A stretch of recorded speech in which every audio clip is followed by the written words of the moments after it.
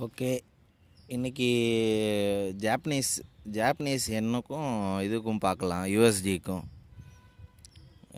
ஏன் மெயினாக இந்த இந்த இது கோட்டு இன்றைக்கி எடுத்துன்னு வரேன்னா, இப்போ ஃபெட் சேர்மன், அதாவது முன்னாள் ஃபெட் சேர்மன் வந்து ஜெரோம் பால் வந்து நடுவில் வந்து அதாவது அவரோட பதவிக்காலம் அந்த முடிஞ்சு போகிறதுக்கு முன்னாடி என்ன சொன்னார்னா, ஒரு 15 நாளைக்கு முன்னாடி, நாங்கள் கோல்டு ரிசர்வ் வந்து வாங்காமல் ஃபெட்டில் நாங்கள் வந்து ஜாப்பனீஸ் யென் வாங்க போகிறோம் அப்படின்ற மாதிரி சொல்லியிருந்தார்.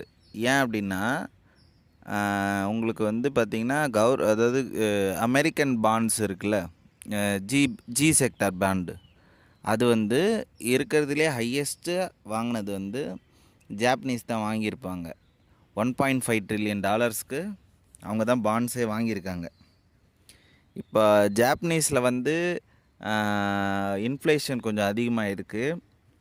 அதனால் என்ன பண்ணியிருக்கானுங்கன்னா, ஜாப்பனீஸ் வந்து பாண்ட்ஸை வந்து கொஞ்சம் கொஞ்சமாக கம்மி பண்ணலாம் அப்படின்ற மாதிரி ஜாப்பனீஸ் கவர்மெண்ட்டே பிளான் பண்ணியிருந்தது.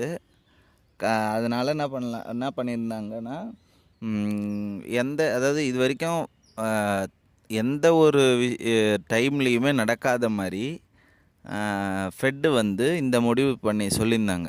அதாவது கோல்டு ரிசர்வ் வாங்காமல் இது வாங்கலான்ட்டு, ஜாப்பனீஸ் இது வாங்கலாம் என்ன அப்படின்ற மாதிரி பேசியிருந்தாங்க. ஆனால் பரவாயில்ல, இப்போ ஜெரோம் பாலும் போயிட்டார். அந்த இஷ்யூவும் இப்போ ஷார்ட் அவுட் ஆகிருக்கு. அதனால் ஜாப்பனீஸோட இது வந்து ரொம்ப ரேட்டு வந்து குறைஞ்சி நியர்லி 150 ரேஞ்சுக்கு நடுவில் போயிருந்தது. இப்போ நான் 150 ரேஞ்சில் போனதுனால அது வந்து ஜாப்பனீஸ்க்கு வந்து குட் நியூஸ் மாதிரி பேசியிருந்தாங்க. ஆனால் கடைசியில் என்ன ஆயிடுச்சுன்னா, அவர் ஜெரோம் பால் போனதுனால திருப்பியும் வந்து அந்த எண்ணோட ரேட்டு வந்து யூஎஸ்டிக்கு நிகராக வந்து திருப்பியும் 158க்கு போயிடுச்சு. இப்போ அதுலேருந்து அப்படியே கொஞ்சம் கொஞ்சமாக ஸ்கேல்பிங் ஆகினு அப்படியே வந்துன்னு இருக்குது. ஃபர்தராக என்ன ஏதுன்றது அங்கே தெரியும். மற்றதெல்லாம் பார்க்கலாம் என்ன நடக்குது அப்படின்றத.